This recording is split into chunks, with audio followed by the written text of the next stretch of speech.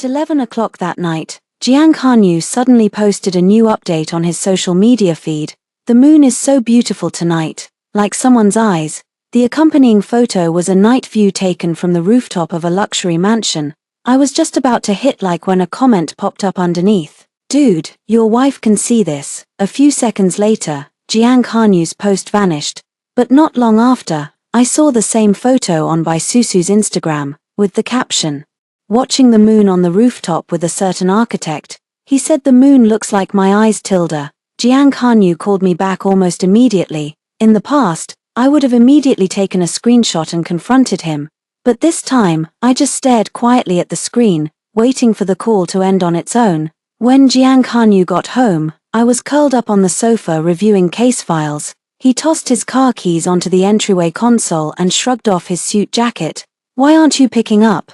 My eyes never left the documents. I was reviewing the materials. I didn't notice. Baisusu's project was finally settled tonight. We had a bit too much to drink celebrating. "So I'm late." He walked over to me. "You don't have to wait for me every day. It seems too what? Too dependent." Jiang Hanyu handed me a small Tiffany bag. "I bought this for you," he said. "It's the new model. Today is our 3rd wedding anniversary, as is our tradition."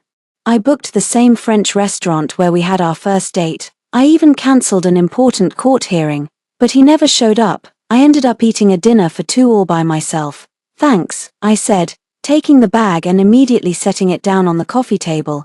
Jiang Hanyu frowned. "Aren't you going to open it?" "I'm tired, I'll look at it tomorrow." He stared at me for a moment, his tone turning cold. "Song Qingya, stop being difficult."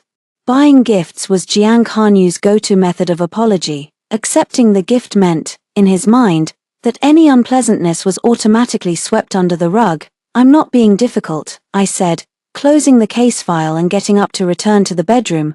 "That's good," he sighed in relief. "I might have to work overtime again tomorrow. Baisusu has come up with another new idea." I paused mid-step. "She sure has a lot of ideas. What can you do? The client is always right." Jiang Hanyu opened the fridge to grab a beer. "Besides, her father is a big shot in real estate. If we nail this project, our company will land a lot more business." I nodded and didn't say anything more. The next morning, Jiang Hanyu, quite out of character, said he wanted to go to the office with me. I was a bit surprised, but I agreed. While Jiang Hanyu was driving, his phone kept ringing. He glanced at it. It was a call from Baisusu. "Go ahead and answer it," I said. He hesitated for a moment, then picked up. "What is it?" A sweet, cooing voice came through the phone. "Brother Yu, I think the terrace section of last night's design draft could still use some optimization. Could you come take a look, right now?" "I'm already waiting for you at the cafe, right downstairs from your office." Jiang Hanyu glanced at me. "I still need to take my wife home." "No worries at all. Let your sister-in-law come along. I'll treat you both to coffee." After hanging up, Jiang Hanyu explained. "She's a total workaholic, always getting ideas." "I know." Downstairs, Baisusu was already waiting at a window table in the cafe, dressed in a white sundress with her long hair down. She looked like a carefree college student. "Hello, sister-in-law," she greeted me sweetly, then immediately turned to Jiang Hanyu. "Brother Yu, look here." She leaned in very close, almost pressing against Jiang Hanyu's shoulder as she pointed at the blueprint. I noticed he didn't pull away. "Indeed. This design is more logical." Jiang Hanyu nodded in agreement. "I just knew brother you would understand my idea best," Baisusu said, her eyes crinkling into a smile. I checked the time. "I should head upstairs now, or I'll be late." "Alright, sister-in-law, let's chat again next time," Baisusu replied with the same sweet smile. Jiang Hanyu looked up at me. "Want to have dinner together tonight? I might have to work late." I picked up my bag. "You two enjoy your chat." As the elevator doors closed, I saw Baisusu lean in towards Jiang Hanyu again, her hand resting on his arm. That night, I worked until 10 o'clock before leaving the law firm.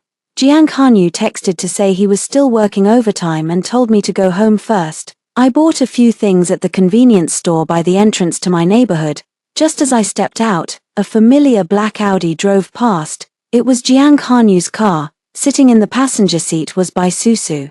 The car pulled up at the entrance of the 5-star hotel across from the residential complex. I hid by the convenience store entrance, watching them get out of the car. Bai Susu was wearing that white dress from earlier, with Jiang Kanyu's suit jacket draped over her shoulders. They went into the hotel. I stood there for a long time, only snapping out of it when my legs started to go numb. I went home and waited in the living room. Jiang Kanyu didn't come back until 2 in the morning. "You're still up," he looked tired. "Just got back," I said. "Where's your jacket?" "What jacket?" "A suit jacket." Jiang Kanyu paused. "It's at the dry cleaners. It got a bit dirty." "Oh." I stood up, ready to head back to the bedroom. "Qingya," he called out to stop me. "Has it been a while since we last had a proper talk?" I turned to look at him. "What did you want to talk about?" "It's just, I've noticed you haven't been talking much lately. Maybe I'm just too tired." Jiang Kanyu nodded. "Then you should get some rest. I'm going to the study to take care of a few things." He went into the study, and soon the sound of a phone call drifted out. It was faint, but I still caught the name Susu. The next day was the weekend, and I was catching up on sleep at home. In my groggy state, I heard Jiang Kanyu on the phone. "Yeah, I'm free today. See an exhibition." "Sounds good. Amham, I'll pick you up." I opened my eyes to see Jiang Kanyu getting changed. "Where to?" I asked. Bai Susu mentioned there's an architecture exhibition. She wants to go see it, so I'm going with her. He adjusted his tie. "Want to come along?" "No, thanks. I think I'll just sleep." "Alright, I'll be back in the afternoon then." After he left, I picked up my phone and scrolled through my social feed. Bai Susu had posted an update. "Went to the exhibition with the person who understands architecture best. So much gained." The post was accompanied by a photo of her and Jiang Kanyu, who was smiling more brightly than usual. I took a screenshot, then removed Jiang Kanyu from my WeChat contacts. That evening, Jiang Kanyu came back carrying a takeout dinner. "I brought this for you," he said. "It's from your favorite Japanese place." "Thank you." I took the bag. "Qingya, is something on your mind?" Jiang Kanyu sat down beside me. "You've seemed very quiet lately." "It's nothing." "That's good to hear." He breathed a sigh of relief. "By the way, I might be away on a business trip for a few days next week, accompanying Bai Susu to look at some land." "Where to?" "Hangzhou. She wants to invest in a project there." I nodded. "Be careful." Jiang Kanyu seemed to want to say something, but in the end, said nothing. The next day at work, my assistant Xiao Li knocked and entered my office. "Attorney Song, there's a case I'd like you to review." "What kind of case?" "A divorce case. The wife alleges the husband was unfaithful, and she has substantial evidence." I took the documents and looked them over. The evidence provided by the wife was quite thorough: hotel check-in records, intimate photographs, and chat logs. "The evidence is solid. Our chances of winning are very high," I said. "Let's take the case." "Okay." Xiao Li paused. "Attorney Song, you haven't been looking well lately. Perhaps you should take a few days off." "I'm fine," I said, waving a hand dismissively. "Go on, get back to work." After Xiao Li left, I stared blankly at the evidence of infidelity. It all looked so familiar, as if it was telling my own story. My phone buzzed with a message from Jiang Kanyu. "I'm leaving on a business trip tomorrow. Come home early tonight so we can have a proper dinner together." I replied, "Okay, then." I opened my contacts and found a number I hadn't called in a long time. "Duo, are you free sometime soon? I'd like to see you." On the third day of Jiang Kanyu's business trip, I was working late at the law firm. Just as I was packing up to leave, my phone suddenly rang. "Qingya, check the trending topics. Now." Lin Duodwa's voice was urgent. I opened Weibo. On the hot search list was one entry. #famous architect suspected of marital affair with real estate heiress #. I clicked on it. It was a set of paparazzi photos. Jiang Kanyu and Bai Susu were in the lobby of a hotel in Hangzhou. His hand was on her waist.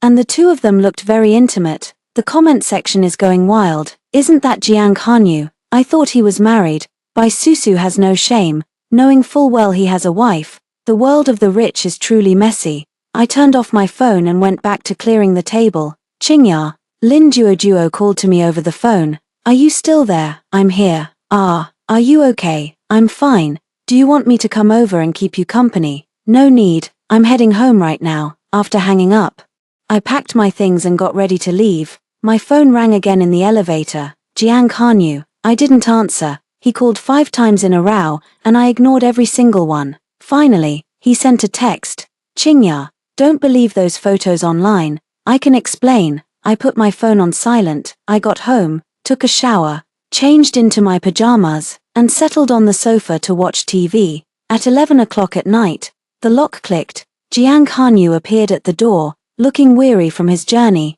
Qingya.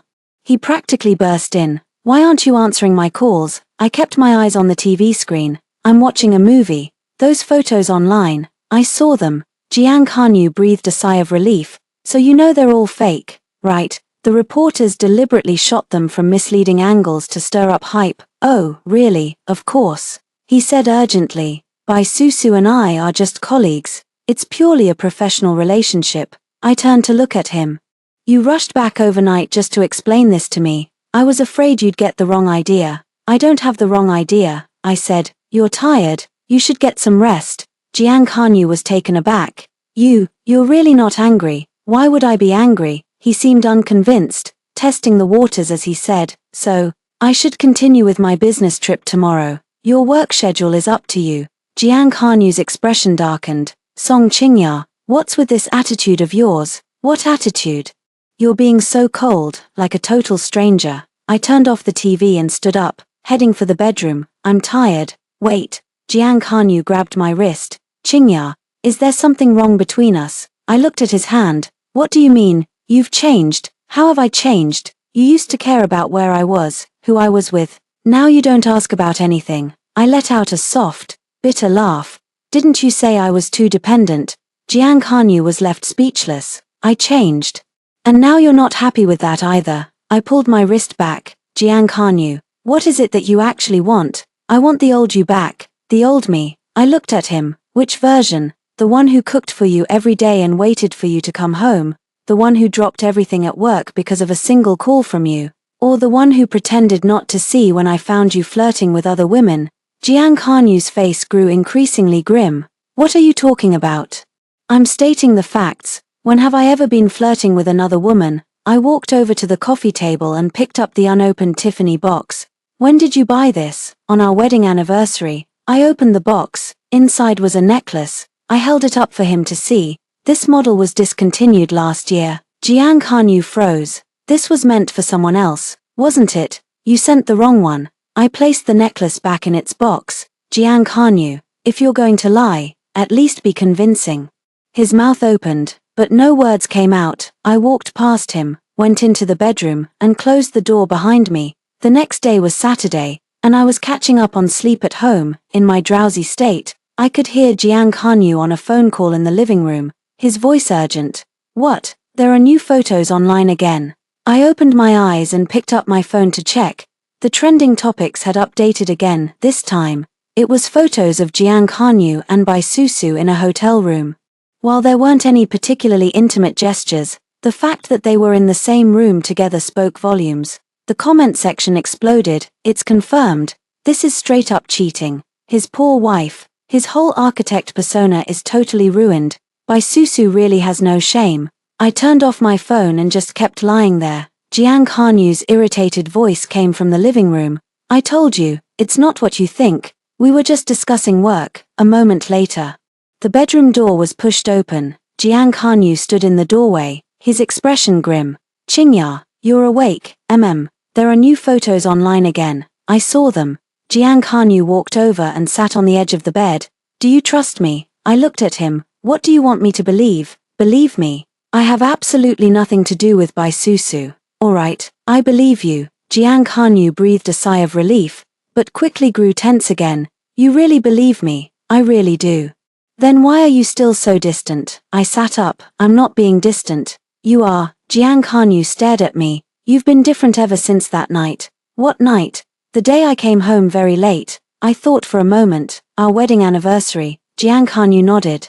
I haven't changed. Maybe you're overthinking it. I got out of bed to wash up. I'm meeting Duo today. Going to see her again. Jiang Hanyu frowned. You two have been meeting quite a lot lately. Is there a problem with that? No problem, it's just, never mind. He waved his hand dismissively. Go ahead. I changed my clothes and was about to head out when Jiang Hanyu suddenly said, Qingya, let me go with you. No need, I'd like to see Duo. It's been a long time. She's in a bad mood today and doesn't want to see anyone. Jiang Hanyu's face darkened. I'm an outsider. I looked at him. Aren't you? The words hung in the air, and we both froze. Jiang Kanyu's face darkened. Song Qingya, what are you implying? Nothing at all. I picked up my bag. I'm leaving.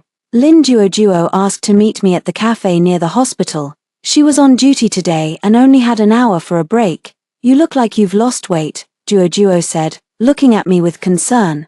Maybe I've just been too busy with work lately. Qingya, what are you going to do? I knew what she was asking. What else can we do? The evidence is so clear. Clear about what? I chuckled. They're just colleagues. Are you still lying to yourself? Duo said, a bit annoyed. Qingya, please, just face reality. I'm perfectly lucid. A lucid person wouldn't act like this. Duo took my hand. Have you ever thought about divorce? No, why not? No need. Duo stared at me for a long time. Qingya, are you up to something? I took a sip of coffee. Up to what? There's no way you're just sitting idle. Duo knew me well. With your personality, you'd never just take it lying down. Maybe I've changed. People don't change their nature easily, Duo said. Unless what? Unless the heart dies. I didn't say a word. Duo suddenly gripped my hand tightly. Qingya, you're not. She didn't finish her sentence because my phone rang. A message from Jiang Kanyu came through.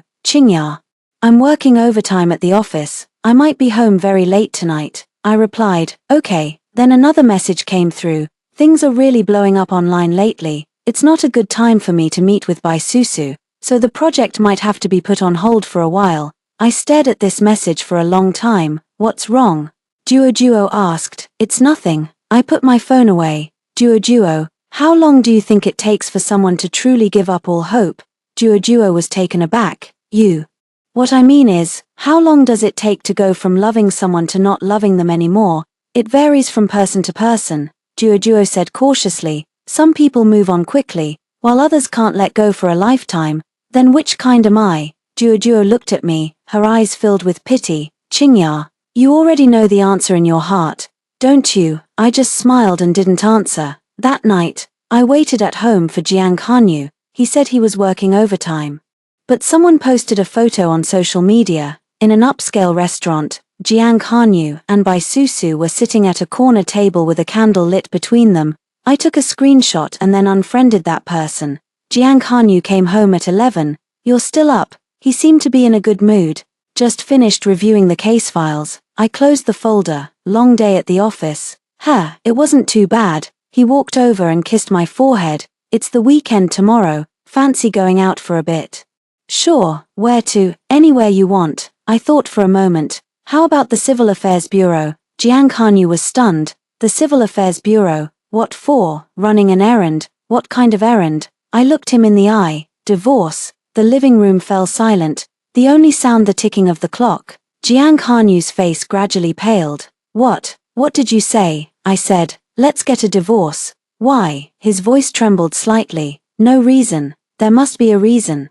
Jiang Kanyu walked over and tried to take my hand, but I pulled away. Is it because of the rumors online? I've already explained. None of that is true. I know. Then why do you want a divorce? Jiang Kanyu, do you think there's any love left between us? He paused for a moment. Of course I do. I don't have any left. As soon as the words left my mouth, I saw Jiang Kanyu's face go completely pale. You're joking, right? He forced a smile. Qingya, that's not a funny joke. I'm not joking.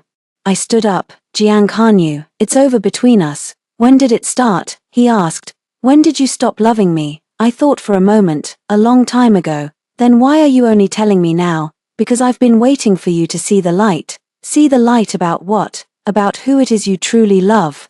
Jiang Kanyu was silent for a long time before finally saying, it's you. I love you. Oh, really? I took out my phone and flipped to the screenshot I'd just taken. Then what's this?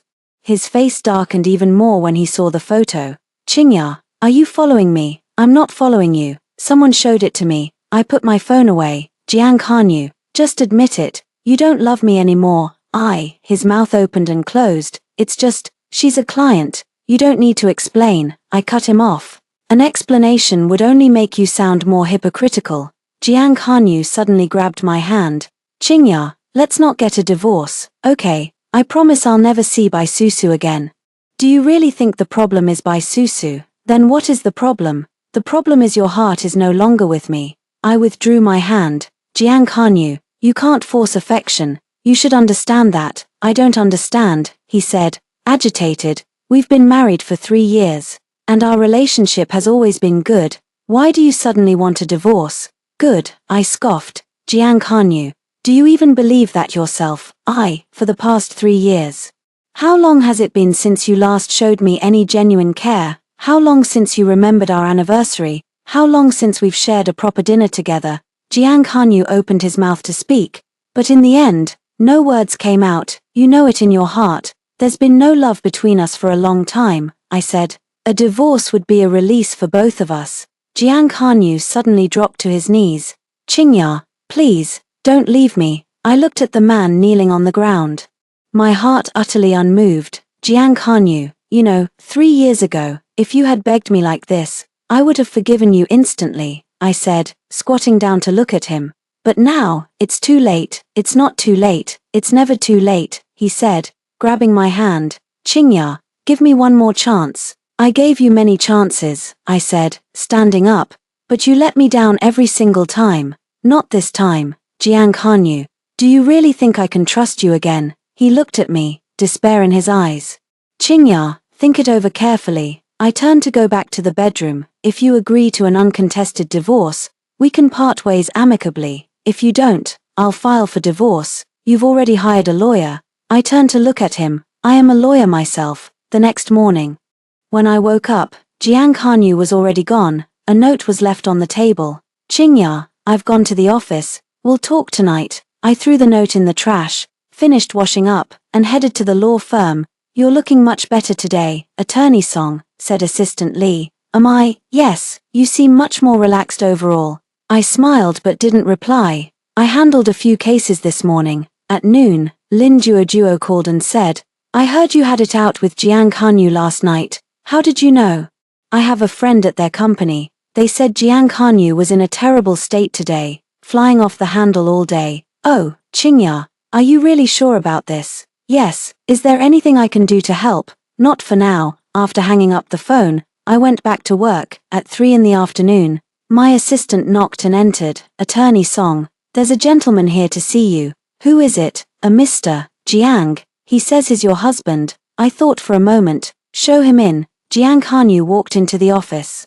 And he really didn't look well. He had dark circles under his eyes, and his beard was unkempt. Qingya, he stood at the doorway, looking somewhat nervous. Have a seat. I gestured to the chair opposite me. After he sat down, he was silent for a long time before finally speaking. I've been thinking all night, so, what's the verdict? I don't agree to the divorce. I nodded and said, I understand. That's it, he asked, somewhat surprised. Aren't you going to ask why? There's no need to ask.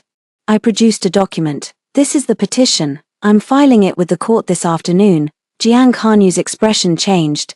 Qingya, are you serious? I never joke about such things. Why are you so determined to get a divorce? He asked, agitated. Is it just because of Bai Susu? I already told you. It's over between us. Jiang Kanyu, you still don't get it, I said, looking at him. The problem isn't Bai Susu. It's you. What's wrong with me? Your heart is no longer in this home. My heart has always been here. Oh, really? I pulled out my phone. Then explain this. On the screen was a post Bai Susu had shared this morning on her social feed. Thanks to someone for the comfort that got me through the toughest night. It was accompanied by a picture of a bouquet of roses. Jiang Kanyu's face turned even more grim when he saw the photo.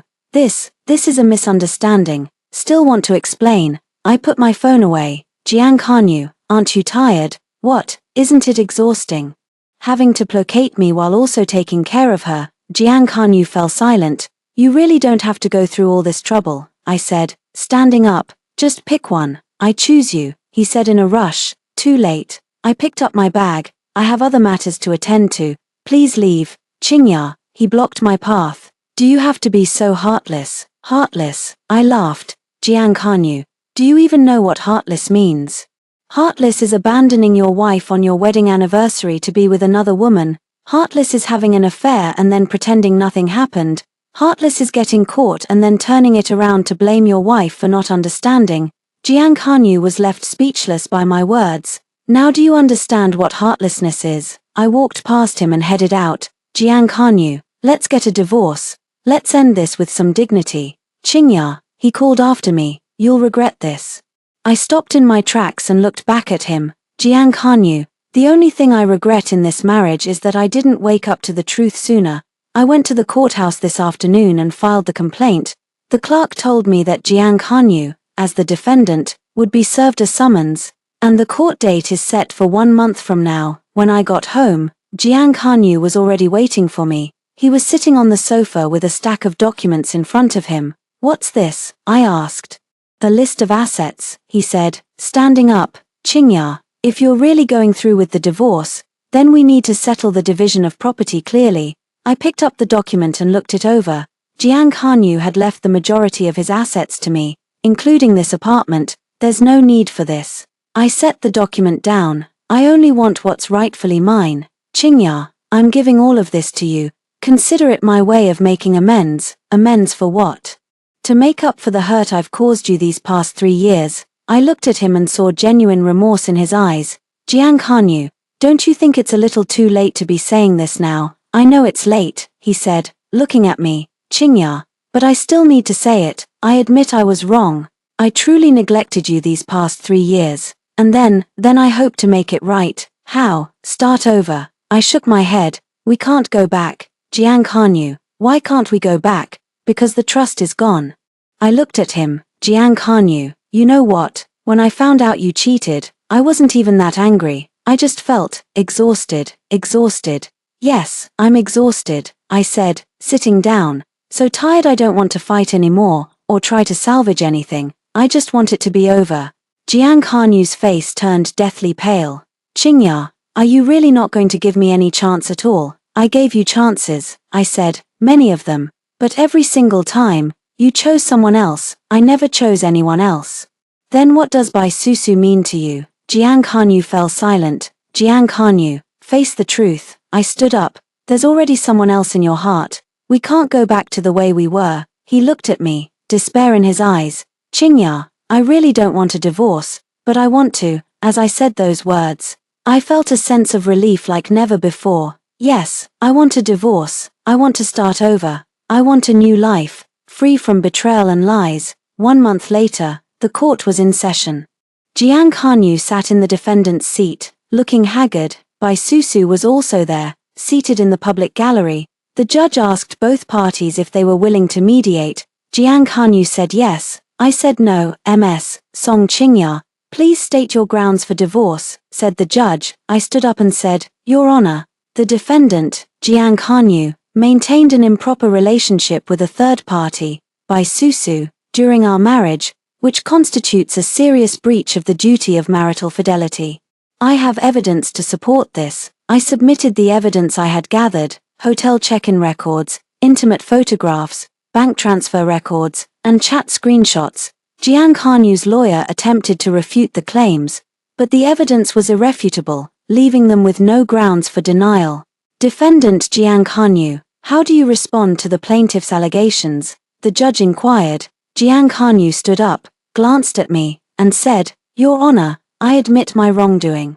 But I beg for a chance to save this marriage. The judge looked at me and asked, Is the plaintiff willing to grant the defendant this opportunity? No, I will not, I said without hesitation. Your Honor, the relationship is irreparably broken. In the end, the court granted the divorce. The division of assets was carried out according to the plan we had previously agreed upon. As I walked out of the courthouse, Jiang Kanyu caught up to me. Qingya, do you really have no regrets? None, I said without turning back. Jiang Kanyu, I wish you happiness. Qingya, he called out from behind. I'll be waiting for you to come back. I didn't look back. Lin Duoduo was waiting for me at the courthouse entrance and gave me a big hug. Congratulations, she said. You've got your freedom back. Thank you. How about we celebrate tonight? Sounds good. We went to an upscale restaurant. Duoduo raised her glass. To new beginnings, I said, raising my glass. During the meal, Duoduo asked me, What are your plans? Focus on work first, and then, we'll see. Would you consider starting a new relationship? I thought for a moment. Maybe, But not now. Why? I want to learn to live independently first, I said with a smile. Duo, you know what? I've found that I can live quite well on my own, of course. Duo also laughed. A woman should never depend on a man. After the meal, Duo saw me home. It's a new place I bought myself, a one-bedroom apartment. It's not big, but it's warm and cozy. It's a nice place, Duo said after looking around. It feels like a home. Yeah, I really like it. After Duo left, I sat on the balcony and looked at the night view. The city lights were beautiful, stirring up a lot of memories. 3 years ago, I met Jiang Hanyu in this city. We fell in love and got married. I thought our happiness would last forever. But reality is often harsher than we imagine. But it's okay, I'm doing really well now. Work is going smoothly, I have good friends around me, and my life is fulfilling. I no longer need to wait for anyone to come home, no longer need to guess anyone's thoughts, and no longer need to compromise myself to please others. I've finally become the person I wanted to be. My phone rang with a text from an unknown number. Attorney Song. This is Chin Chuan, a friend of Duodwa's. She said you're an excellent lawyer. I'd like to hire you for a case. Would you be available to meet and discuss it? After a moment's thought, I replied, all right, tomorrow at 2 p.m. at my law office. I put down my phone and stretched. A new life, a fresh start. I believe the best is yet to come. Story 2. The timing of my awakening was a bit late, and the plot had already passed its climax. The reborn female lead achieved 2 goals with 1 stone, calculating to get me and the villain onto the same bed.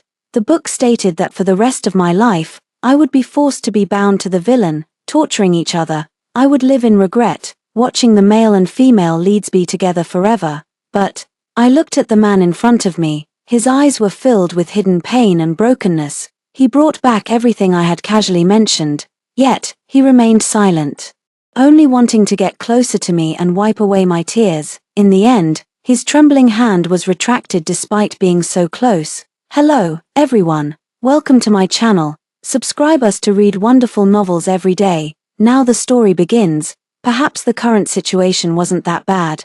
After losing my temper again and driving Lewis out of the room, a book appeared in my mind. It turned out that I was the flat, characterized and faceless vicious female supporting role in a reborn sweet love literature. I only did 2 things in my life: love the male lead obsessively and hate the female lead to death. In my previous life, as the male lead's deskmate, taking advantage of my close proximity, I pestered him and was on guard against all the women approaching him. I was especially vigilant against the female lead. I used words to stir up trouble and actions to drive them apart, which lasted for more than 10 years in their lives. I was the biggest obstacle to their mutual love. Finally, I acted extremely, causing the female lead to die with hatred. The female lead was reborn, seized the initiative, deliberately guided the situation, and made use of the villain. Eventually, I was cannon foddered at the climax of the plot. The male lead saw through my vicious true nature, cleared up the misunderstandings between him and the female lead, and finally realized the great love he had buried deep in his heart for the female lead. I was spurned by everyone and was caught in the villain Lewis's bed, having to marry him. Yet, I couldn't let go of the male lead and felt resentful. I spun a cocoon around myself and forced myself to death. Lightning flashed and thunder rumbled outside the window. The timing of my awakening was a bit late. The wedding between Lewis and me had already ended. An hour ago, on our wedding night, I was making a scene, insisting on going to find the male lead, Noah, and even injured Lewis's head. When I walked out of the bedroom, Lewis happened to push open the door. The wind rushed in all at once, and I couldn't help shivering. The sharp eyes and brows of the man in front of me were wet with rain, and he looked travel-worn. This notorious big villain in the original text was the biggest stumbling block for the male lead to build his business empire. He was ruthless and stopped at nothing to achieve his goals. He set traps several times, putting the male lead's company in crisis. He clung to the male and female leads like a mad dog. At that time, controlled by the plot, I couldn't understand why he always had to oppose Noah. Because I was deeply in love with Noah, I also cast hateful glances at him. It was common for me to speak sarcastically, and today, the moment I raised my eyes and met his gaze, a long overdue, continuous stabbing pain suddenly came from the tip of my heart. those long, buried memories broke free from their shackles, and my eyes instantly turned red. So it was for me. So we weren't like this before. Lewis and I were originally the closest childhood sweethearts. He was 2 years older than me. As a little kid, he lay beside the bed, looking at the newly born me, with a serious, chubby face, saying to his parents, "I like her, I want to take her home." I opened my eyes in time, and the first person I saw was him. The elders laughed, saying it was a rare fate, and it would be a pity not to arrange a baby betrothal. When I was a child, imitating the love stories on TV, I called him husband in a childish voice. The elders burst into laughter, his cheeks turned red, but he didn't refute. We held each other's hands, running from sunrise to sunset. At the age when love first blossomed, the cold and handsome teenager couldn't stand to see other boys around me. He pressed my waist, his hot breath against the corner of my lips, asking me over and over again who I liked the most, and who I wanted to be with for a lifetime. I always nestled in his arms, watching his jade-like fingers hold boxwood, carving the loveliest gifts for me. We fit together perfectly, but were forcefully separated by the plot. The moment Noah appeared, I, who was burdened with the fate of the vicious female supporting role, fell in love with him uncontrollably. Those memories with Lewis were like being erased by a rubber, becoming blurry. After that, to me, he was just an ordinary neighbor. He didn't know anything, didn't do anything, but was forgotten by me. That pain wrapped around my heart densely. In the plot, the female lead painstakingly tied him and me together, attempting to make us torture each other. Using my hysteria and stupid schemes to hold back his attacking steps, she did succeed. I couldn't see his hidden and broken expression. I couldn't feel his air-tight protection and love. My words turned into the sharpest blades, stabbing at his heart. I wholeheartedly sucked his blood to support Noah. Lewis closed the door, blocking the wind and rain outside. His meticulous suit was completely soaked, his face a bit pale, but the things in his arms were carefully placed on the table. He raised his eyelids, and his gaze, without any warmth, landed on my face. Looking at him like this, my nose became sour, and tears fell without warning. My voice choked before I could speak. Lewis, his eyelashes trembled twice, and he subconsciously extended his long fingers towards me, but when our eyes met, his body went stiff, his knuckles bent back into his palm inch by inch, clenching into a fist, hanging by his side. My chest seemed to be wrung by someone, feeling astringent and sore. In the past, he couldn't bear to see me cry, but now, he wasn't even allowed to wipe my tears. The pattering rain hit the window lattice, like a distant symphony. Suddenly, a warmth came from my fingertips. He pushed the bowl close to me. At the wedding, I ignored his face, kept a cold face throughout, and drowned my sorrows in wine. After coming back, I pushed away the hangover soup Lewis handed me and smashed the bowl on his forehead. Sitting on the bed, I went crazy with the influence of alcohol.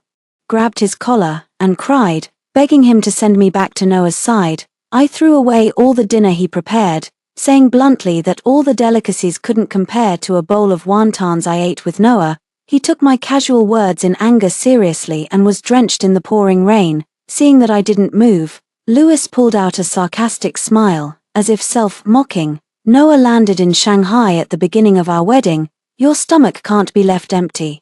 I'll take you to find him tomorrow." Thinking of the threat just now, before I could think, the words blurted out, "Lewis, I won't look for him anymore." I also didn't want him to misunderstand and toss and turn secretly. He paused, and the corners of his mouth hooked into an arc. "Okay." But the ice in his eyes showed no sign of melting. My image of being obsessed with Noah was deeply ingrained. Not only him, but if I went out now and said I wouldn't love Noah anymore, no one would believe me. I hesitated in place, not knowing how to explain, and my concern came out clumsily. "How about you take a bath first? Don't catch a cold." He stared at me, then moved his eyes away as if thinking of something. His tone softened a bit, no longer as cold as before. "It's not very warm at home. Take off your wedding dress and change into your pajamas. I'll wear something else after I take a bath." There was nothing else. Our wedding date was arranged too hastily. This temporary wedding room only had time to prepare things related to the wedding banquet. I didn't care about this marriage, and the daily necessities were still at home and hadn't been brought over. The only pajamas available were the red couple style set, and he clearly knew that I loathed everything related to him. I lingered in front of the bathroom door and finally knocked. With a creak, his tall figure was half hidden behind the door. Warm water droplets dripped from the broken hair on his forehead onto my wrist. The warm, woody agarwood rushed towards me, enveloping me tightly. I handed over the pajamas, holding my breath unconsciously. Change into it, don't catch a cold. He was obviously stunned. It seemed that a glimmer of light flashed in his eyes, but it was overwhelmed by a deeper pain. When he looked at me again, it was still the same dead silence. Don't worry, even if I freeze outside all night. I'll send you to find him tomorrow. That's not what I meant. I couldn't hold back my sobs. Lewis, I don't want you to suffer anymore. After awakening, I watched helplessly as he wanted to get close to me, but was tortured to the point of being in excruciating pain by the barbs I had stuck in with every word before. Heartache mixed with guilt made it hard for me to breathe. The clothes were snatched away, his Adam's apple rolled up and down, and his tone was hoarse. Don't cry. I'll wear them. I wiped away my tears, still sobbing. I'll wait for you outside. I don't know how long it took before he sat down. On the other side, far away from me, my heart ached dully, and I took the initiative to get closer to him. Looking at the wound that was swollen and white from soaking in water, I said softly, "It needs to be treated quickly, or it will get inflamed." Perhaps afraid that I would cry again, he obediently lowered his head and let me handle it.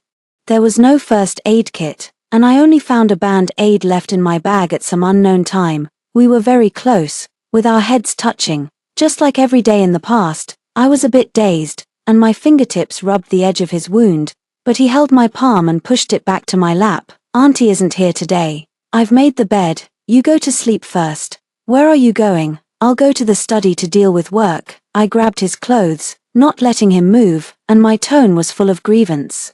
"But tonight is our wedding night. Do you know what you're saying?" His tone was heavy. I pushed my luck and tried to hold his wrist. "Lewis, we're husband and wife." He lowered his eyes, staring at my palm as if it was burning hot. "I'm serious. Don't you regret it?" His eyes hidden behind the gold-rimmed glasses were as black as a deep pool. "Song Hannah, I'm not for you to play with. I don't know who started it first." I was pushed against the wall.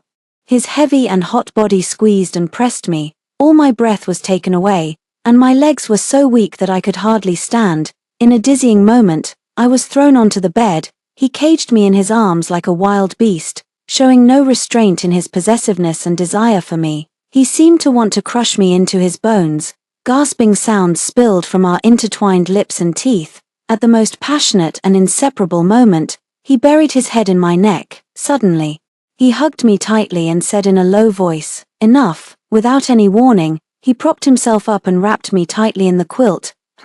I was drowsily hooking his neck, gently rubbing his side face. His voice floated by my ear, and I didn't understand what was going on. I even wanted to kiss his lips.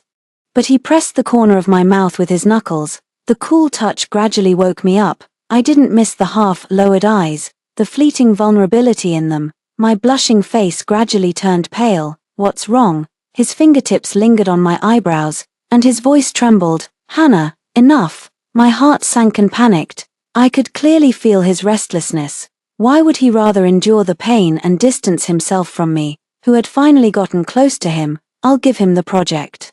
"What?" The topic changed so abruptly that I didn't have time to react. The mockery in his tone couldn't be concealed. "I know this is why you chose me this time." Looking at his pain-filled eyes, I breathed rapidly. Time seemed to turn back. It was as if we were back in that scorching summer. The beginning of the male lead Noah's rise to success was when he won the championship of the computer competition jointly held by several major universities.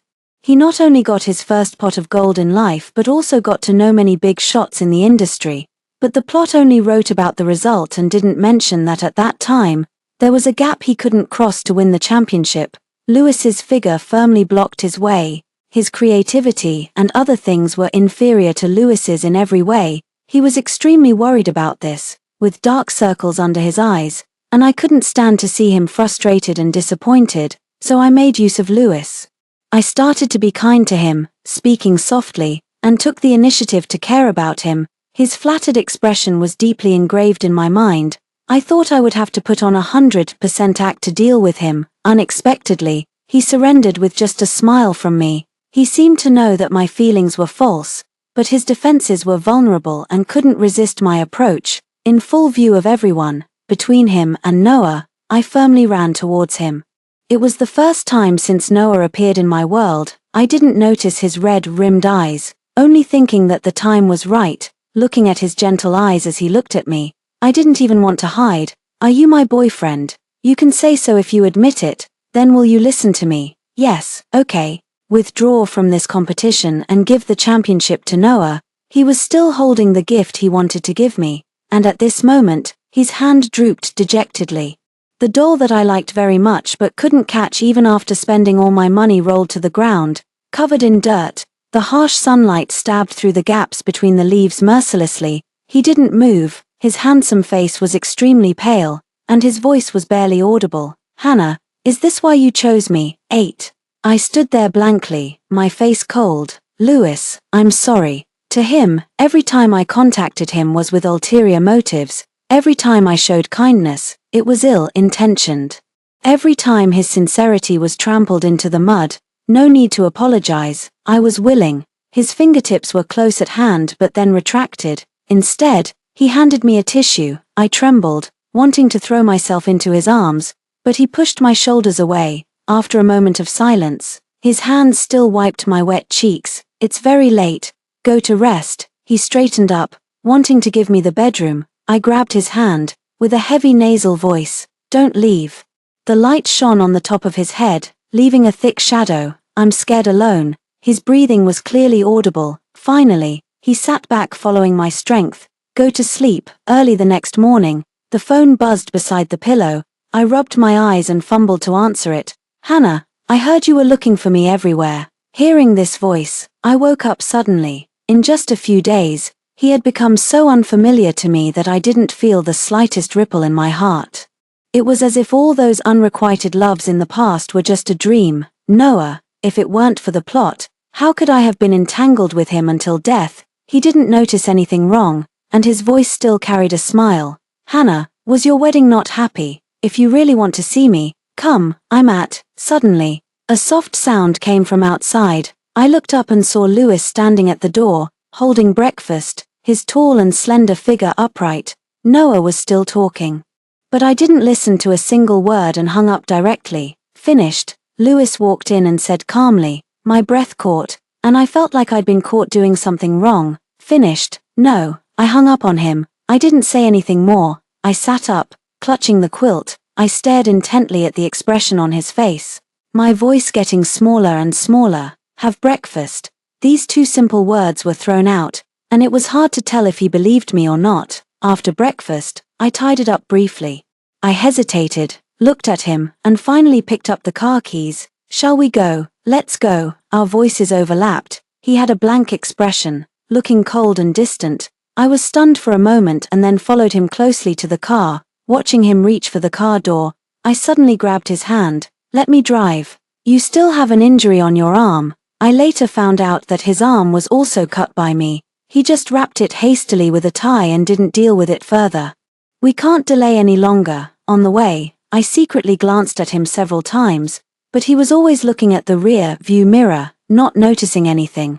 The car speed gradually slowed down, and the sound of the brakes rang out. His fingers curled up unconsciously, and he got out of the car without saying a word. I'll wait outside. Before he could react, I grabbed his arm and rushed into the consulting room. It's not me who's injured. How can you get medicine if you don't go in? He paused. Then suddenly looked up, staring at the building in front of him with a rare look of surprise. The arm I was holding became stiffer and stiffer, and his steps even slowed down. I held back several times but still couldn't help complaining in a low voice. The wound is bleeding, and you didn't tell me. Are you made of iron and don't feel pain? You're such an adult. Why are you still afraid of seeing a doctor? Let's hurry. The appointment I made online is almost due. I pushed him to sit on the chair and then, slightly out of breath, found the doctor. Is his wound serious? It's on his forehead and right arm. Does he need a few stitches? The cuts aren't deep. No stitches are needed. You can go home after getting the medicine. I frowned. The injury was sustained last night. There was no disinfection at that time. Will there be any sequelae? The doctor looked at us, smiled, and said helplessly, if the family member is really worried, you can stay and get an anti-inflammatory infusion. I didn't hesitate. Let's do it. He was like a puppet, letting me do as I pleased. It was only when the needle was inserted into the blood vessel that he seemed to wake up. Hannah, you wanted to bring me to the hospital. I felt a bit wronged. What else did you think? You were so cold this morning. You ignored me in the car, and I didn't even dare to talk to you. His voice was deep and gloomy. I thought you couldn't wait to see Noah. I was like a cat whose tail had been stepped on, and I whispered loudly, I've said it so many times that I won't look for him anymore. His Adam's apple rolled twice, and his voice was slightly hoarse. Hannah, I'm sorry. Can't you trust me just once? I sniffed and lowered my head. The atmosphere was slightly tense. Lewis's breathing became disordered. He leaned over, trying to get closer to me. The hand with the needle trembled slightly, causing the infusion tube to shake. I felt his attitude gradually softening. I stopped while I was ahead and held his hand. You're still having an infusion. Don't move. Under the pretext of letting him recover from his injury, I kept him at home, pestering him, although he's still on high alert with every move I make. He always feels that I might leave at any moment, leaving him alone to watch my back as I walk away, but it's much better than before. At least he's willing to take the initiative to share his life with me. Just like tonight, he said he'd be back late because of an engagement. I stared at the 2 words on the message, lost in thought. Since we got married, he's pushed off all unnecessary activities. Is this related to the plot? I called his secretary and confirmed that this dinner was a pre-event for the project bidding he mentioned before. These days, I've been nagging in his ear whenever I had time at home. I took the initiative to kiss him on our wedding night not because I wanted to get resources from him to expand Noah's company. I want to break down this barrier and not let Noah reap the benefits. At first, he was on full alert. Later, after I said it so many times, as soon as I opened my mouth, he could answer directly, with a helpless tone, okay, I know, I won't give it, I trust Lewis, but the plot is uncontrollable. I'm afraid that in the end, we'll end up in the same situation. There was no time to hesitate. I changed my clothes and drove off. In the banquet hall, there was a lot of toasting and chatting, and people were dressed in fine clothes. As I walked in, my arm was suddenly grabbed from behind. I turned around instinctively and saw a face with a gentle smile. It made people feel like being bathed in spring breeze. I was infatuated with it once. Hannah, you really came. Why did you hang up on me that day? Noah took 2 steps forward, trying to get closer to me. The place he grabbed felt uncomfortable, and the discomfort kept surging. I forcefully shook off his hand and stepped back repeatedly. Do I need a reason to hang up on you? Hannah, you're angry with me. His tone was firm, and he sighed, but feelings can't be forced. Judgia and I are in love with each other. Don't hold a grudge. He spoke loudly, and many people around secretly cast glances and whispered, who's that, Mrs. Hannah? I think, what about the man opposite her? He doesn't look like Mr. Lewis. You're so ignorant. That's her true love. They're a perfect match. They were even holding hands. Mr. Lewis can really tolerate it. Their eyes were all looking in one direction. I felt a chill down my back. I turned around and saw Lewis standing tall and straight in the crowd, his expression indifferent. His secretary was whispering something in his ear. Then he put down his wine glass, looked up, and his eyes fixed directly on me. Then they fell on the wrist that Noah was holding. I panicked, afraid that he would misunderstand again. I stomped on Noah's foot several times. He hissed in pain and looked at me in disbelief. You stomped on me. What are you crazy about? Look in the mirror more often. Don't overestimate yourself. I sneered and took the opportunity to break free and run towards Lewis. He had just finished giving his last instructions to the secretary. Hearing my voice, he bent his long arm and put it around my waist, pulling me towards him. I bumped into his chest, getting closer. I found that his brows were furrowed. My fingers gripping the bag tightened a little more. Lewis, why didn't you tell me when you came? He rubbed my wrist, his tone flat. I was afraid he wouldn't let me come. If I came, I was bound to run into Noah. Our relationship had just improved a lot, and I was afraid that one wrong step would bring us back to the way we were before. On the way here, I had already decided to stay by his side throughout the banquet and not look at anyone else. I didn't expect to be so unlucky. As soon as I entered the door, I was pestered by Noah, but the influence of the plot is far-reaching. And I have to keep an eye on things until the end of the banquet. I wanted to find you. It has nothing to do with him. I looked into his eyes, trying to make him believe what I said. I don't know where he came from. Don't be angry. I know, and I'm not angry. He lowered his eyelids, and there was no ripple in his eyes. There was no coldness that kept me at a distance, nor pain or mockery. It seemed that he really didn't care, but the more calm he was, the more uneasy I felt. I grabbed his clothes, and in one breath, the words came out as quickly as pouring beans. Lewis, everything I've told you these days is true. I will never have any more involvement with Noah. I took a breath, raised my eyes, and wanted to see every expression on his face clearly. But then I saw that he had turned his head to look at the door at some point. It seemed that he didn't hear what I said. The coolness brought in from the outside seeped into my heart through my skin. My voice got stuck in my throat, and I couldn't say anything for a moment. Did he mean to ignore me? My hand lost its strength and slipped down from the hem of his clothes. It accidentally touched the back of his hand. My fingers trembled twice, and I wanted to pull them back. But he grabbed my hand and held it in his warm palm, so cold, his brows furrowed even deeper. I was stunned. Mr. Lewis, this is the only thing we could find in the hotel. I don't know if Mrs. Hannah likes it. A voice came to my ears along with hasty footsteps. I looked in the direction of the sound and saw his secretary hurrying back, bowing and holding a bag for him. It seemed to be a shawl inside. He took it out and put it on me, carefully arranging my long hair. Warmth spread from my shoulders to my whole body. In the bright lights, his eyes and brows were tinged with tenderness. It was reflected exactly in the center of my pupils. My heart skipped a beat and then started pounding. Because I was in a hurry, I just grabbed a dress and didn't bring a coat, exposing my neckline and collarbone. This hotel didn't have an underground parking lot. When I arrived, the banquet had already started. The entrance was busy with traffic, and I couldn't find an empty parking space. So I had to park the car on another street and detour back. The cold wind was blowing, and the exposed skin on my body got goosebumps and turned slightly red. He wrapped me tightly, and the frown on his forehead finally relaxed. Tell me in advance next time you come. I'll come out to pick you up. Your physique is not good. You catch a cold easily. A sour feeling spread from the tip of my heart to every corner of my body. I reached out to wrap the shawl around me. I lowered my head slightly, not daring to look into his eyes. I was afraid that I couldn't help but throw myself into his arms and cry in public, just as I took Lewis's arm. A reproach came from not far away. Hannah and Lewis seem to have a good relationship.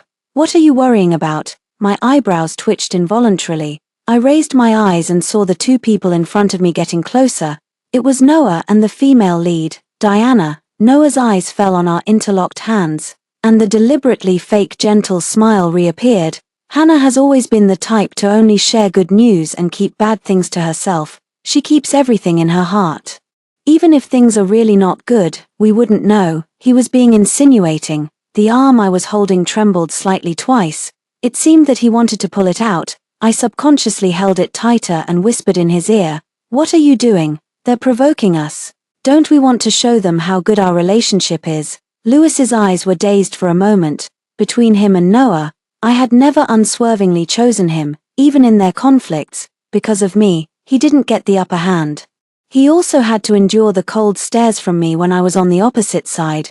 This time, I wanted to protect him and stand up for him. I stood in front of Lewis, blocking him, looking at Noah's pretentious face. The anger that hadn't subsided just now welled up again. It seemed that the lesson wasn't profound enough, making him confident enough to come over and spout nonsense. His words seemed to care about me, but in fact, they were trying to stir up trouble everywhere. "Hannah, you don't have to force a smile. As your brother, I can always take care of you." He always said he regarded me as his sister, but his every move was thought-provoking. It made me think he had feelings for me. That tiny bit of love I imagined made me fight for him. He was extremely hypocritical, indeed. Marrying someone like Lewis. "Shut up if you can't speak properly." My tone was full of coldness. The smile on his face froze, and he was still blustering even at this point. "Hannah, what's wrong with you today? You've been acting strange since just now, not getting any advantage from me." He changed his target and turned his spearhead towards Lewis. Lewis, this is your fault. Hannah was cheerful and lively when she was with me. But after marrying you, she seems to have taken the wrong medicine. I didn't hold back and aimed at the place he cared about the most. Who do you think you are? You have no real ability. What right do you have to be rude to my husband? If it weren't for his good temper, you would have been thrown out long ago. I wasn't lying. The plot said that he would become a powerful figure in City B in the future, but now he was just a small company boss. There were countless such people in City B. If it weren't for me, he wouldn't have had the chance to even come into contact with Lewis after leaving school, not to mention sneering at him. Thinking of this, my temper flared up again. Without hesitation, I splashed a full glass of wine in my hand towards his disgusting face. It left him stunned. The dripping wine ruined his carefully dressed appearance. Noah could no longer maintain his hypocritical face. His eyes were clouded with anger, full of humiliation. The smile that hadn't been withdrawn yet looked particularly ridiculous on his face. Diana glanced at him and quickly came to his defense.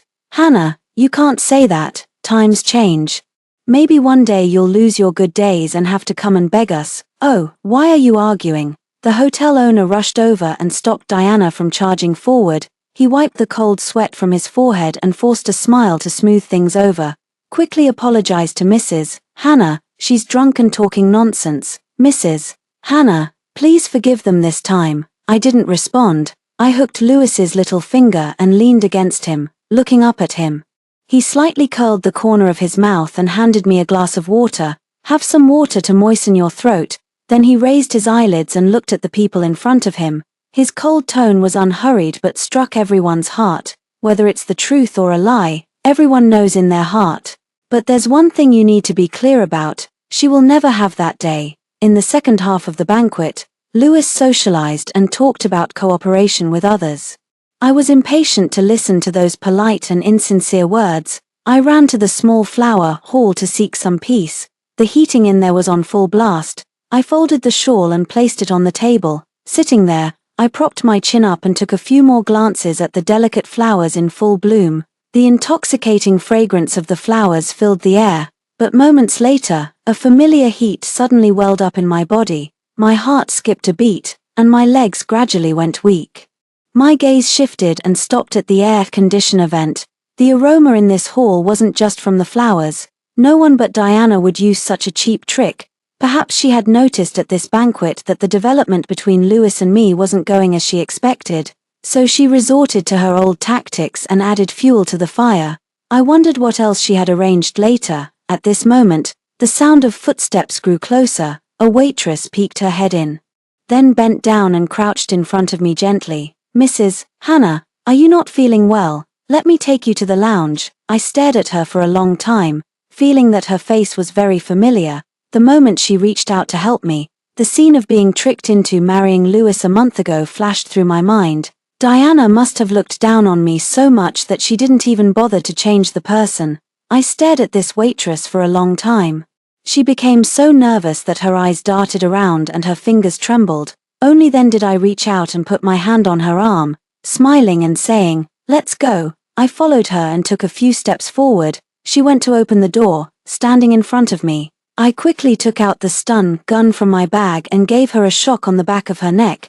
Before she could even let out a scream, she rolled her eyes and fell to the ground with a thud. I forced myself to find a hotel staff member and get another room opened. Leaning against the door, I tried to control my ragged breathing and sent a message to Lewis. Not long after, rapid knocks on the door, accompanied by his voice, reached my ears. "Hannah, it's me." I opened the door and threw myself into his arms. Uncontrollably, I rubbed against his cold body. He held me tightly in his arms and stroked my flushed cheeks. "Hannah, hold on, we'll go to the hospital." I stared at his lips, my eyes blurred. I cut off his words by blocking his mouth. "Lewis, I'm not feeling well. The antidote is right here. Why go all the way to the hospital?" I murmured, moving around his lips. His hand on my waist slowly moved up. His eyes grew darker inch by inch, and his tone was dangerous. "Are you really sure?" I bit my lip and nodded. To me, the ultimate proof of a strong relationship between husband and wife was the closest physical contact, but he had always been reluctant to accept it. I knew what he was worried about. He was afraid that I would regret it when I left. This time, I wanted to break the last barrier between us. I wanted to show him with my actions that I didn't want any way out, only him. Lewis lifted my chin, our breaths intertwined, our noses touching, and his thin lips were just inches away, before I could respond. His lips came down on mine, the scent of ebony agarwood, mixed with a faint smell of alcohol, enveloped me. I curled my toes as he held my neck. The sudden knock on the door, like a death knell, shattered the room's intimacy. I calmed my breathing and impatiently opened the door. Surprisingly, there was a group of paparazzi outside. They were holding cameras and pointing them at us. Flashes went off one after another. They all talked at once, asking eagerly, "Mrs. Hannah, is it true that Mr. Lewis is involved in marital rape, as the victim? What are your thoughts?" I frowned. What nonsense was this? What are you talking about? Do you want to watch my husband and I's nightlife too? I was about to close the door, but one of the reporters, with an excited expression, held up his phone screen. There was a video playing on it, and his voice was malicious. "Isn't this you? When we got the tip off, they said this exclusive was ours for sure. Now that you're on good terms with your husband, you don't care about our lives." Risking ourselves to block the door, I reached out to push the phone away, but my movement suddenly stopped, because the voice was indeed mine. My eyes involuntarily fell on the center of the screen, and the woman with only a half-blurred back was also me. This was a video secretly recorded when I was forced to marry Lewis and hadn't awakened yet. I was forced to step back by them. Lewis stood behind me, pulled me into his embrace, and put down the phone by his ear. The hotel's bodyguards rushed in and carried them out. I leaned against Lewis's chest, my heart pounding and unable to calm down for a long time. Those people must have been found by the male and female leads, marital rape. I suddenly realized that the premise of them framing Lewis with this charge was my cooperation. Had they also said something to Lewis? "Did Noah show you that video too?" My voice trembled. "In the video, I was also wearing white clothes, with slightly curled long hair, celebrating Noah's birthday in this hotel today."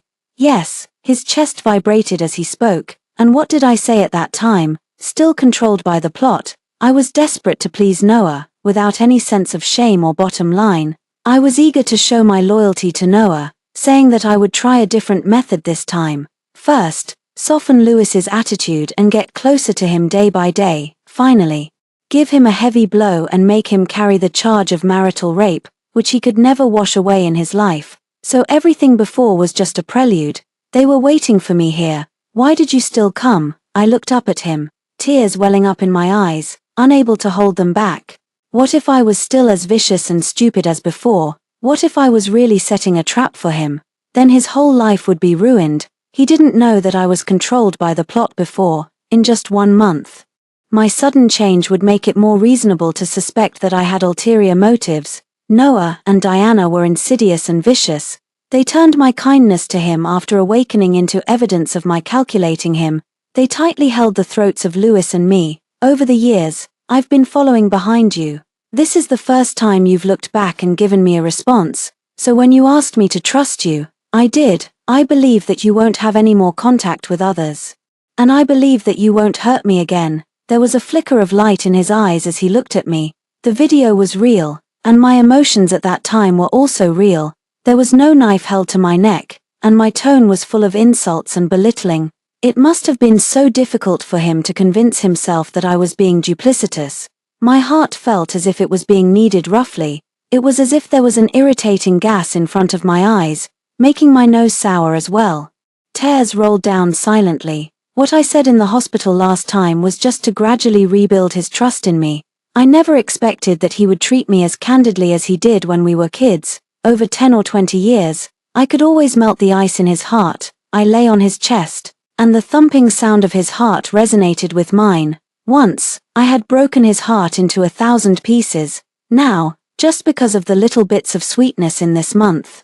He took off his layers of armor and revealed his true heart. He handed me a sharp blade, waiting for my judgment. Even if what I might give him was complete humiliation, even if there was only a 1 in 10,000 chance that this humiliation wouldn't happen, he still chose to take that 1 in 10,000 chance. I cried so hard that I couldn't breathe.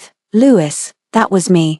But it wasn't me either. I grabbed his shirt, speaking incoherently, wanting to tell him that we lived in a book, that we were both supporting characters, and that I had been controlled by the plot, but the words just wouldn't come out of my mouth. He held my face and kissed my wet eyes. It doesn't matter, let's forget the past and start anew.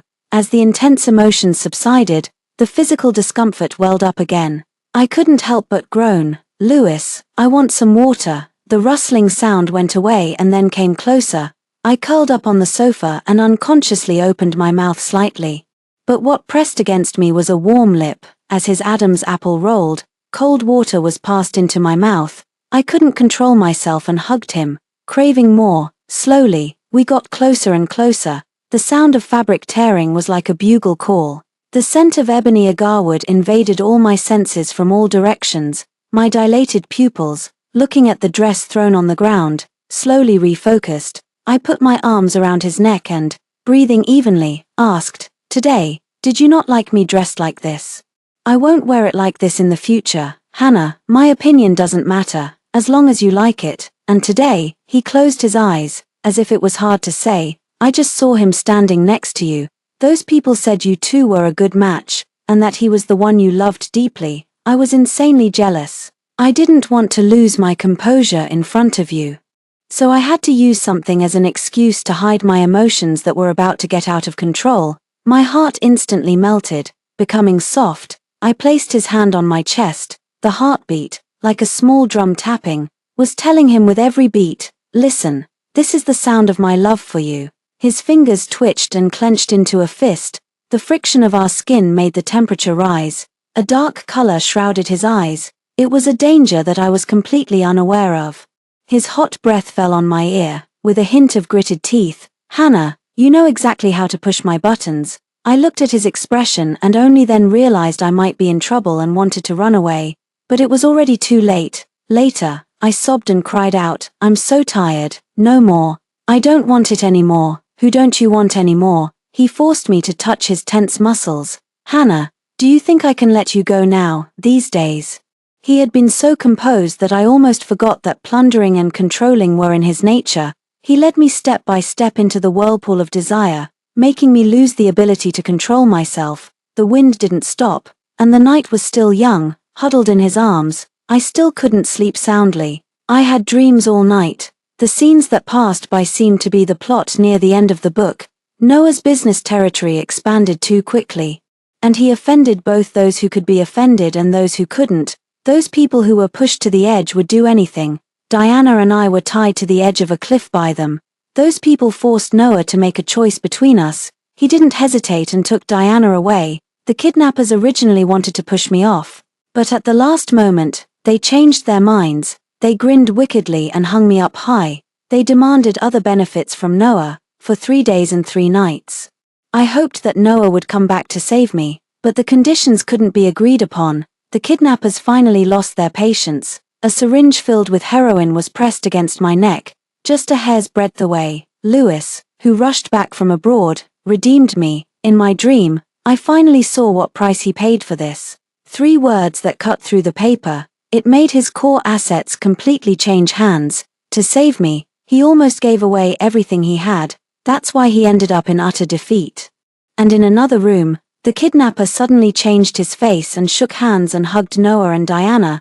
They were so excited, holding those few flimsy pieces of paper, and laughing wildly as they watched our backs as we left hand in hand.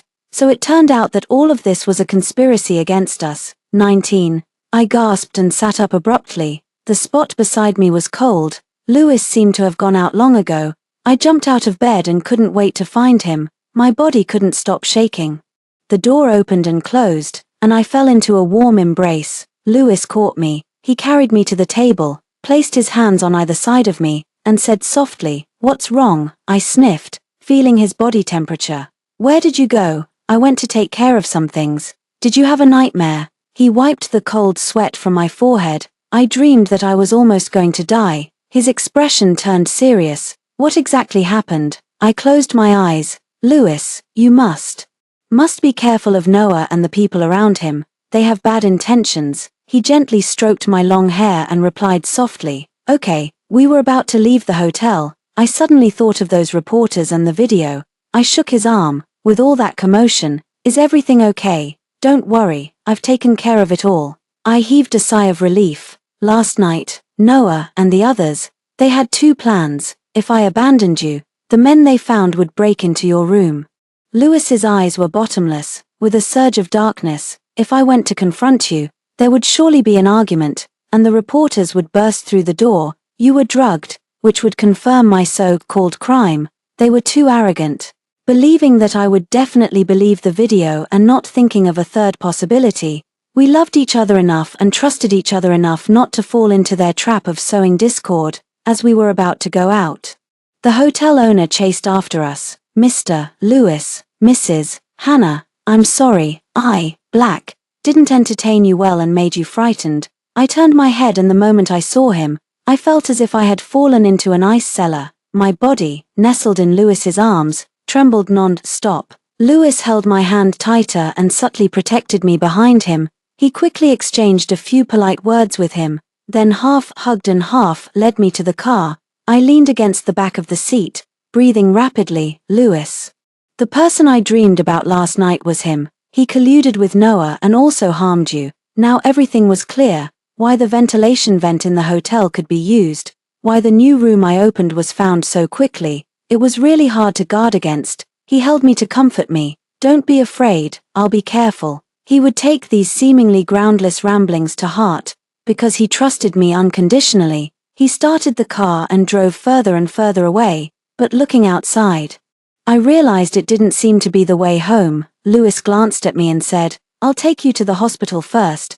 The drug residue isn't good for your body. I stammered, no need. His tone became more serious. Hannah, you're the victim. There's no need to be embarrassed. Actually, it's not that serious. I only inhaled a little bit, and it's already been metabolized. After the sound of the brakes, he unbuckled his seat belt and leaned towards me. So, you were being so enthusiastic last night not for any other reason but to deliberately seduce me. His tone was dangerous. I was forced into the corner, but I wasn't the least bit guilty. Not really. I just can't resist you. His breath paused for a moment. He seemed to show no reaction, but his bobbing Adam's apple and the curve of his lips didn't lie.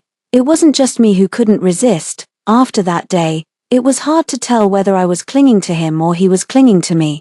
He came home from work earlier and earlier, and I was like someone with skin hunger, always hanging on him all the time. He carried me inside, and the documents in his hand almost fell out. He said helplessly, don't you want to look at Robert's information? Robert, at the mention of him, I immediately sobered up. I tried to jump off him, but he carried me firmly to the sofa. Robert wasn't originally surnamed Black. He was adopted by the old Mr. Black. Hannah. Do you remember a project our two families once cooperated on? I nodded. I seemed to have some impression. His biological father was one of the raw material suppliers for the project. Because he cut corners, the cooperation was terminated. As a result, the capital chain broke. The company went bankrupt, and he committed suicide. I flipped through the materials. I saw that after his father's death, what little property was left in Robert's family was divided up. He was passed around among relatives. In 5 years, he has been through 3 cities. Finally, he fainted in front of the old Mr. Black's car. He was unfortunate but also lucky. Because he resembled the old Mr. Black's recently deceased son. In a trance, the old Mr. Black decided to adopt him. He announced to the public that his weak younger son had returned. He doesn't seem to be doing anything wrong at the moment. Lewis rubbed his temples. It's not easy to take action now. But he, along with Noah and Diana, were like ticking time bombs, eyeing us menacingly and counting down. We didn't know when they would explode with a bang. What should we do then? Then we turned the passive into the active. Lewis narrowed his eyes and made a decision. Lewis's attack was fierce. He started to wantonly suppress Noah's company, forcing Robert to come to the front stage. At first, he really had a lot of patience. Unexpectedly, Noah was so incompetent that he couldn't hold on for a short period of time, and his company was almost on the verge of collapse. He transferred funds to Noah 3 times, and was caught red-handed by Lewis, who was lying in wait. So, Lewis naturally suppressed him along with Noah. Once the bugs in the gutter are exposed to the light, they don't have it easy. They invited you to negotiate. Lewis was preparing dinner in the kitchen. I was munching on an apple, wandering around behind him. I was a bit surprised to hear his words. Do they still have anything valuable to offer? Hannah, that's not important now. I need to add more fuel to the fire. Only when the fire burns brightly will they be desperate. A faint trace of anger flashed in Lewis's eyes. There will be danger, right? I jumped onto his back from behind, rubbing against his neck. My tone gradually dropped. I want to go with you. He stopped his movements and interlocked his fingers with mine. I can only be at ease when you're safe. I couldn't say anything more. I knew this was his bottom line. That morning, I insisted on seeing him off, watching the car drive further and further away. I felt more and more flustered. Curled up on the sofa, I somehow fell into a dream. It should be the 5th year of our marriage. He was holding a plane ticket, forcing me to leave. You don't really think I still love you, do you? He laughed sarcastically. With 5 years of meticulous care, even though I was controlled by the plot, I had developed special feelings for him. In the dream, I heard that Noah wanted to talk about cooperation with him. I wanted to go with him, but was driven away mercilessly. My face turned from red to white. Who cares? It was also a negotiation, but the positions were reversed. At that time, it was him who was in a desperate situation. He didn't dare, and couldn't, keep me by his side, watching my back as I left for the countless time. He hunched over, trembling with suppression. I wanted to rush over and hug him. That crystal, clear teardrop passed through my palm, burning my soul. My heart seemed to be torn into countless pieces. Suffering along with him, he never came back from this negotiation. I dug my nails into my flesh. Panic instantly swept through my whole body. This might be a sign from heaven. I didn't care about anything and drove off at top speed. There was only one thought in my mind. I wanted to see Lewis, the complete Lewis. I don't know how far the car had driven. After a harsh screech of brakes, I turned the steering wheel sharply. Forced by the roadblock, the car stopped horizontally in the middle of the road. The window was tapped with an electric baton. Robert's face suddenly appeared in front of me. He tilted his head, and the first thing he did when he saw me was burst out laughing. I suddenly realized, their target was never Lewis, it was me. I was dragged out of my car, and pushed into that gaping, mouthed van. I licked my lips, forcing myself to calm down. What do you want? Money. I can give it to you right now. He suddenly leaned closer to me. Miss Song, with you in my hands. It's not just about money. Ha ha ha. What do you think that bastard Lewis will use to exchange for you? You should have thought of this day when you guys harmed my dad. His voice suddenly turned vicious. My heart sank deeper and deeper. After changing 2 more cars, they took me into a dilapidated building. I really didn't expect it to be this easy. Noah and Diana walked over. They clicked their tongues when they saw me. Diana's cold hands lifted my chin. You're still so stupid. If it weren't for a single slip up, how could I have been played around by you and ended up in this situation? Noah clapped his hands. Okay, stop talking nonsense to her. Lewis is already on his way. Let's have some fun with her during this time. He hissed in front of me like a venomous snake spitting out its tongue. I'll make up for what you didn't get to enjoy in the hotel last time. You've been my dog for a few years. I, as your master, can't treat you badly, right?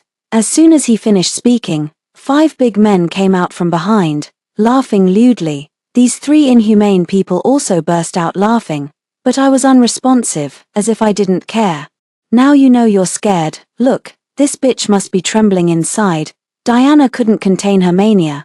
I finally moved, tilting my head and smiling sweetly. You guys always think you're extremely smart and look down on others, but you don't realize that being too smart can backfire. How could I wander around alone in such a critical situation? What do you mean? Diana couldn't help but widen her eyes in shock. She stepped back repeatedly and tripped, falling to the ground. Robert's expression instantly turned ferocious as he finally sensed something was wrong. Bitch. Bang. The door was kicked open. Numerous plain-clothes policemen rushed in with guns. Robert gasped for breath, trying to grab me as a hostage with a knife, but was shot in the arm by a sniper in the distance. Diana and Noah fled around in a panic. They were just like cornered beasts, and were quickly subdued. They were taken away by the police. Lewis silently hugged me, examining every inch of my body. Even when we got in the car, he still didn't say a word. Tightening his jawline, he stared straight ahead, refusing to look at me. Are you still angry? I tried to hook his finger. Last night, his plan was to proceed slowly and force them to act rashly step by step. But I couldn't wait and was determined to lure the enemy in deep. I said sullenly at that time, "We've already wasted a lot of time. I don't want to waste any more time on them." I chattered in his ear, trying to soothe his complex emotions. He suddenly stopped the car and buried his face in my neck. "Hannah, if something unexpected happened, how could I live without you?" Cold tears scalded my skin one after another. He was crying. My heart felt unbearably sour. "We'll be fine from now on, with all the obstacles removed. The rest of our lives will be smooth sailing." Another year, when the snow was falling thick and fast, as the spring festival was approaching, I dragged Lewis to Lingyan Temple with me to offer incense, to wash away the bad luck of the past year and pray for the coming year.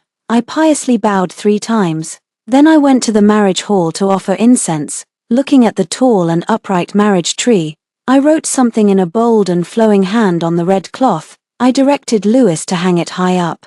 "What did you write?" I shook my head and raised my eyebrows. "It won't work if I tell you." A gust of wind blew, and the red cloths on the tree fluttered in the wind. "It was just a simple wish, loving you and missing you every year. It will definitely come true." The end.